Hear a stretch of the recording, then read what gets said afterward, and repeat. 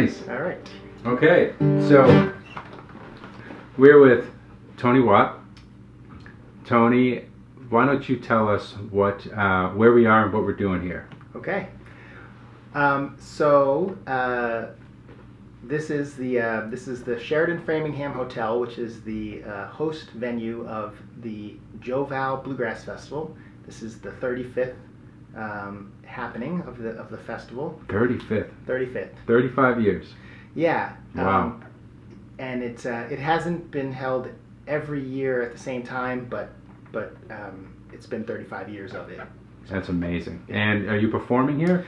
I am performing here, and I also have some other responsibilities here as well. I'm actually the vice president of the Boston Bluegrass Union, which is the organization that puts on this entire event. So I know way more than I want to about what's happening here this weekend. It is the premier, really the best bluegrass event in the Northeast in the winter. Bluegrass festivals are usually held in the summer on a farm or in a field, people camping out and jamming around a campfire until the sun comes up. And in the winter, those same folks really want to get a chance to spend some time and play music together. So we do the same thing, but just in a hotel. In a hotel. So you're saying that people play musical instruments in a hotel. So do they reserve like a room, or do they just play anywhere they want? So we are very lucky. We have what's called the run of the house of this hotel, which means we have every single guest room is full of people here for the Bluegrass Festival, and every single conference room is used by the Bluegrass Festival. So you can find bluegrass in this hotel for this weekend in every single corner, in guest rooms, in hallways, in conference rooms, just about anywhere. We have some dedicated quiet floors for people who want to be able to sleep at night, and you're not allowed to play on those past certain hours. But other than that, it's you can find bluegrass music both on stage and off almost 24 hours a day for the whole weekend. That's really cool, and I'm pretending like I don't know, but I actually come here every year, and I've been coming here for the past 5 years, and it is absolutely amazing. And you're actually teaching a master class today. What are you teaching? I'm doing the guitar master class here this year, which is really exciting. I've taught here many times doing introduction to bluegrass jamming and classes like that.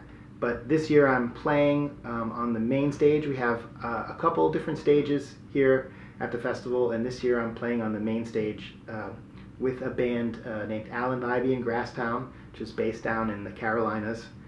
And I'm lucky enough to get to play with them and live up here. And so I'm doing the master class, teaching folks how to play bluegrass guitar and stuff like that. Well, so that's a lot of. So you're the vice president of the BBU. You're teaching the master class, and you're playing on the stage, doing all kinds of jamming. So with all of that going on, can you talk a little bit about what led you here? Did you have a calling when you were young to play bluegrass? How did you get here? Yeah, that's a great question. So my dad has played bluegrass, primarily banjo and mandolin, for many, many years, since long before I was born.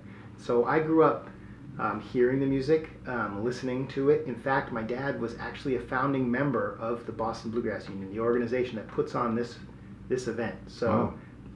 He hasn't been involved with them for many years, but when I was a kid, he used to run sound at a lot of their concerts, which was really fun. And it's not easy to run sound for acoustic instruments, for those Sorry. that don't know. Yeah.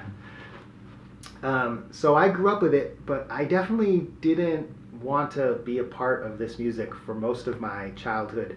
I learned a little guitar when I was about 8 years old, just some basic stuff. And when I was about 13, for some reason that I still don't really know why, I told him, show me some bluegrass guitar stuff. And he knows a little bit on the guitar, and he showed me what he knew. And I started going to some festivals with him and some bluegrass jams. And that's how I got into playing. But I definitely did not know that I would be doing bluegrass music as a way of life at that point. I started playing when I was about 13, and I only played rhythm guitar and sang for mostly. I could play a couple lead pieces, but they were really just 2 or 3 different songs, really specific stuff that he had showed me note for note, and I couldn't figure out how to improvise and solo on songs, which is a real big part of bluegrass. So I played rhythm for about seven years or so, just rhythm and singing, which was a great introduction to the music. Over that time, I learned how to play good, solid rhythm, and I learned a lot of what the songs are and how jamming happens. All these really important lessons, but I was getting frustrated not being able to figure out how to play lead. And eventually, I got a handle on that in my early 20s, and have been lucky enough more recently to do this for my main gig in life. But Okay, that's great. So in your 20s, you started maybe seeing that this is something you wanted to do, or was it earlier? Then you realized this is what I wanted to do. yeah, I knew I loved it, and I knew I wanted to get better at it. And when I went off to college, I was from Cambridge, Mass, and I only applied to colleges that were down south in hopes of getting closer to the music and learning more about it. Interesting. But it wasn't to go to music school. I went to school to be an engineer, the science kind. Okay.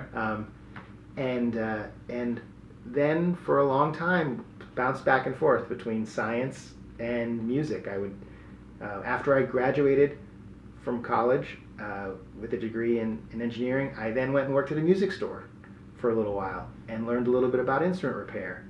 And then I went back and worked as a scientist for a little while. So always going back and forth. But it was always with you. The music, the call for the music was always there. The love of it, maybe more than I thought I could actually make it into a real living.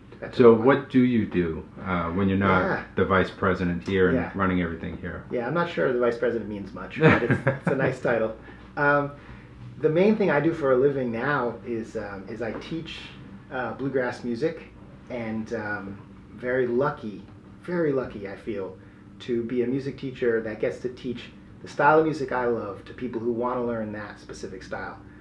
I would love to be a musician who can teach all different styles, but I don't know. I don't feel comfortable, like I know them well enough. I know this one, I've invested all this time and energy into this one particular style, so it's really just like I said, I feel very lucky to be able to teach bluegrass. It's mostly adults that I teach, because there are some kids that want to learn, but it's not that popular music. I find that Yeah. sometimes the kids tend to, the younger ones tend to go towards the mandolins. Yeah. Not a lot of fiddles, another one. Yeah, fiddle. Yeah. Yep. Yeah. There are these great programs for kids to do bluegrass now that weren't around when I was Same. young. Yeah. Yeah. But it's amazing now what it's like for the kids, and it's really cool to see. But for lessons and stuff and the other teaching I do, it's mostly adults. And the main thing I do as a teacher is not private lessons, but it's group sessions. Nice. Classes sometimes where we're all learning a topic together, and jam sessions. I do a lot of teaching people how to jam and then getting them jamming together in the bluegrass style. It's a really fun way to learn and improve, and it's the biggest part of my life as a teacher, actually. Just getting them together in a session. Yeah. Yeah, that sounds fantastic. So well, I guess I should ask, so do you consider yourself successful in music? That's It's a tough question. It's a loaded question. Yeah, I know. Okay, I will say in the sense that I am able to make a modest living playing a music that people for the most part don't like. There's not a lot of money in it. There's not the fact that I'm able to make a living doing it, I feel like I should get up every day and just be the happiest person in the world. So in that sense, I really do feel successful. In the sense of, have I achieved everything I should have achieved? as in, should I have worked harder? Yeah, I probably should have worked harder in my Yeah. life. And my mom says I'm a late bloomer. Probably could have got all this going a lot earlier.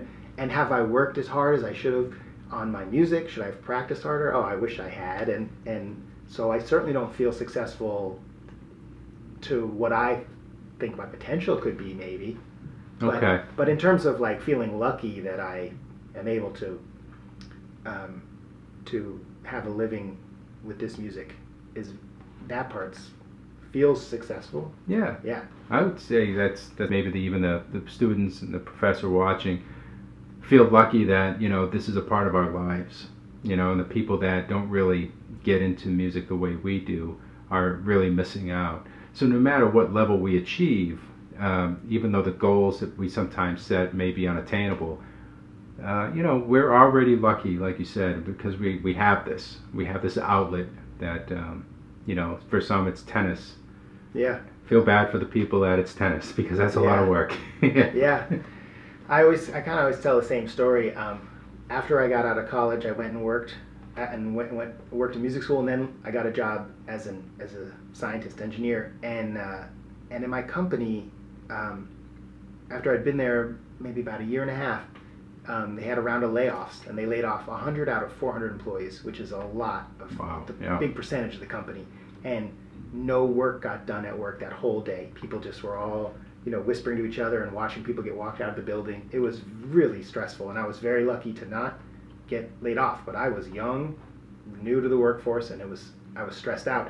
And I remember that day so clearly. I went home and I picked up my guitar, and within 20 minutes, you know, all of that had just washed away, really faded away. You know, not that it wasn't still there, I couldn't think about it, but the tension had just been removed, and I was like, this is such a gift that we have. It's amazing.